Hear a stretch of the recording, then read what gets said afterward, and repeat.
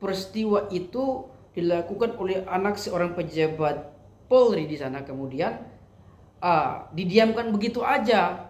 Dan pada saat kejadian, maksudnya itu ada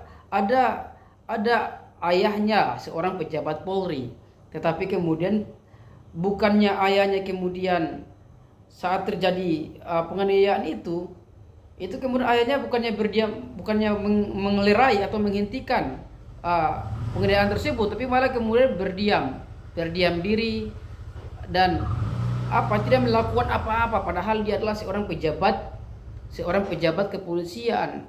Tidak perlulah apakah dia pejabat ataupun bukan, kalau dia menyandang status sebagai seorang anggota Polri kepolisian, maka dia memiliki kewajiban, yaitu untuk melindungi, mengayomi dan memproteksi setiap masyarakat yang kemudian masyarakat yang kemudian membutuhkan pertolongan, tapi di sana kemudian tidak. Bahkan konon katanya informasi yang beredar bahwa yang bersangkutan kemudian sempat meminta senjata laras panjang untuk kemudian untuk mengintimidasi, ya. Bayangkan kan, untuk mengintimidasi korban yang bernama Ken Admiral itu. Nah ini kan, assalamualaikum warahmatullahi wabarakatuh. Jumpa lagi dalam Info Show bersama dengan saya Noval.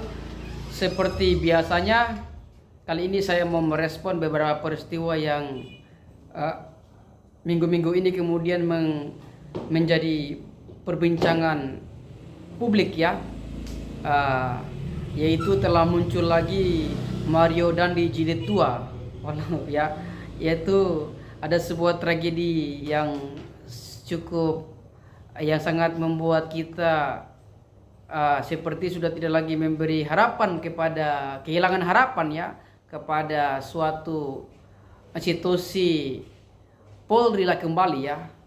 Yaitu kita tahu bersama di Sulawesi Utara, di Medan tentunya ada peristiwa seorang anak pejabat Polri, ya kan, yang kemudian menganiaya Ken Admiral, ya, kalau nggak salah namanya, ya kan. Yang kemudian kasus tersebut, kalau kita lihat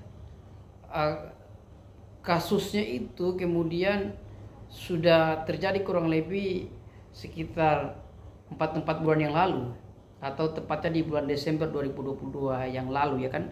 Dan kalau kita lihat gambar ataupun video-video cuplikan yang beredar di publik, itu videonya itu sangat memberikan kita sampai goyang-goyang, menggeleng-geleng kepala gitu kan. Mengapa? Karena kita lihat di sana bahwa peristiwa itu dilakukan oleh anak seorang pejabat Polri di sana, kemudian didiamkan begitu aja. Dan pada saat kejadian, maksudnya itu ada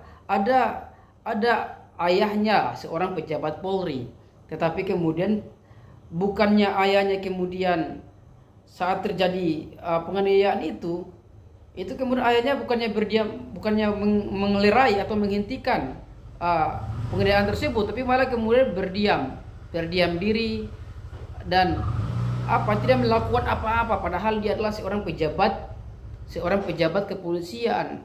Tidak perlulah apakah dia pejabat ataupun bukan, kalau dia menyandang status sebagai seorang anggota Polri kepolisian, maka dia memiliki kewajiban, yaitu untuk melindungi, mengayomi dan memproteksi setiap masyarakat yang kemudian masyarakat yang kemudian membutuhkan pertolongan, tapi di sana kemudian tidak. Bahkan konon katanya informasi yang beredar bahwa yang bersangkutan kemudian sempat meminta senjata laras panjang untuk kemudian untuk mengintimidasi, ya. Bayangkan kan, untuk mengintimidasi korban yang bernama Ken Admiral itu. Nah ini kan satu problematika ini kan. Jadi ini bukan satu masalah besar ini kan. Sebetulnya, ya, kalau antara anak-anak itu dengan anak-anak yang lain sudah dewasa kemudian melakukan perkelahian, kalau kita lihat, ya, itu orang bilang itu bagian dari produk sebuah kenakalan remaja, ya, mungkin bisa kita katakan seperti begitu kan.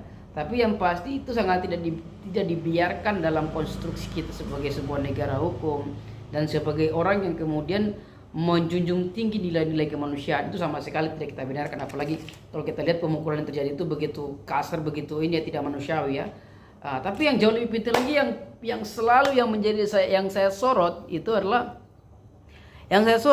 ini kenapa seorang anggota Polri, seorang pejabat Polri kok membiarkan anaknya untuk menganiaya orang lain, bukan sebagai orang yang kemudian menghentikan, tapi kau malah kemudian seakan-akan memfasilitasi supaya penganiayaan itu harus terus dia dilakukan anaknya kepada orang lain. Nah, ini kan sungguh berbahaya. Trifungsi yang dimiliki oleh Polri yang harusnya itu menjadi nawacita perjuangan anggota Polri manapun mereka berada, itu harusnya terpatri betul-betul. Tapi ini kita lihat tidak, sama sekali tidak ada yang berguna, tidak ada yang berfungsi daripada bahasa trifungsi Polri itu. Melindungi, mengayomi, melayani, itu bullshit, gitu kan? Nah, ini menjadi satu problematika yang harus dipikirkan. Dan bayangkan lagi satu hal yang kita harus pahami, kurang lebih masalah ini terjadi di 4 bulan yang lalu atau pada Desember 2022. Kemudian para pelapor korban sudah melaporkan, tapi tidak kunjung ada kejelasan sampai di mana progres hukumnya. Artinya mandek prosesnya. Nah, kemudian yang terjadi apa? Baru sekarang ini baru kemudian muncul lagi, kemudian lewat apa? Lewat karena kasusnya menjadi viral. Indonesia ini aneh-aneh saja kan. Masa kasusnya harus viral dulu baru di situ ada keadilan. Baru di situ kemudian Polri melakukan proses hukum.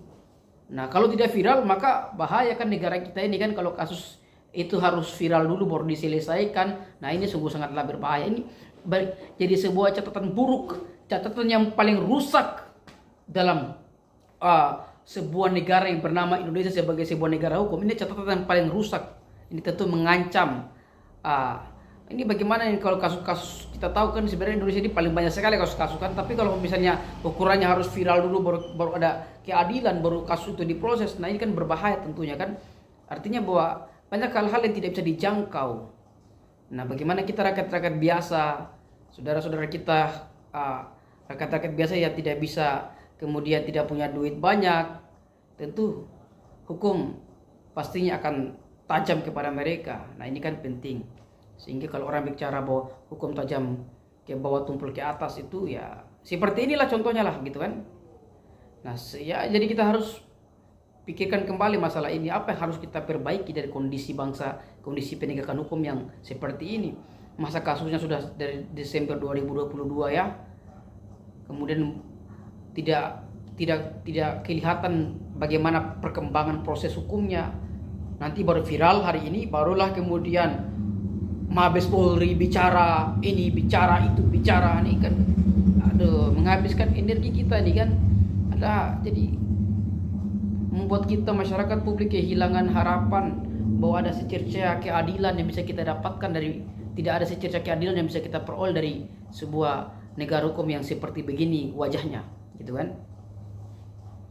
Nah, jadi saya bicara sambil merenungi ini apa kira-kira kosakata yang mau saya sandingkan dengan fenomena yang terjadi hari ini, gitu kan.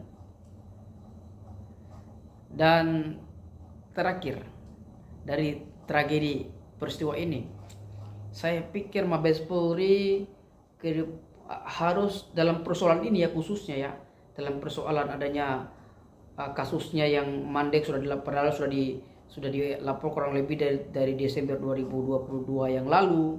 Kemudian baru hari ini ya kemudian ada, kita lihat ada progresivitas, responsivitas daripada aparat Polri ya. Saya pikir ini kasus ini tidak terlepas daripada kuasa relasi. Artinya bahwa informasi yang beredar bahwa ada pengaruh intervensi sehingga proses ini tidak kunjung kemudian ada progresnya, ya kan, hingga berviral hari ini karena viral kemudian diproses. Saya pikir berarti pada saat kejadian itu kemudian pada saat dilaporkan, saya baca media-media itu adalah tahun 2022 di bulan Desember, artinya sekitar 4 bulan yang lalu. Ini kemudian tidak terkesan proses hukumnya itu terkesan mandek, Saya pikir itu karena ada kuasa relasi, ada intervensi di sana. Nah, ini harus jangan hanya diselesaikan proses penganiayaan itu, tapi kemudian ini harus diperiksa nih. Harus Polri membentuk tim investigasi khusus dan harus betul-betul harus serius ini. Ini harus diselidiki, diinvestigasi. Pasti di sini ada yang bermain. Nah, kalau bisa semua itu ditangkap. Jangan hanya etik aja, jangan hanya disiplin aja, tapi harus dijatuhi hukuman pidana ini kan, supaya betul harus dipecat ini kalau betul-betul memang ada yang sengaja mengintervensi persoalan kasus penganiayaan ini ya. Harus diselidiki dan kemudian harus ditangkap ini para pelaku dan bahkan harus dipenjarakan ya kan. Dan terakhir saya mau sampaikan kepada seorang ayah yang berstatus sebagai seorang pejabat Polri yang membiarkan anaknya menganiaya orang lain. Nah, ini adalah sebuah pembiaran yang oleh undang-undang dilarang. Ini adalah bentuk daripada sebuah perbuatan pidana ya, karena membiarkan orang lain yang seharusnya membutuhkan pertolongan karena ada ancaman maut yang sedang menghampirinya, tapi dia kemudian sipil saja itu bisa kena pidana, apalagi seorang pejabat Polri yang punya tugas untuk melindungi, mengayomi dan melayani. Saya pikir dia harus ditingkatkan proses hukumnya, jangan hanya kode etik, jangan hanya disiplin, tapi yang bersangkutan harus diproses secara pidana sesuai dengan undang-undang yang berlaku karena sudah memenuhi unsur delik, sudah memenuhi unsur-unsur yang ditentukan dalam undang-undang.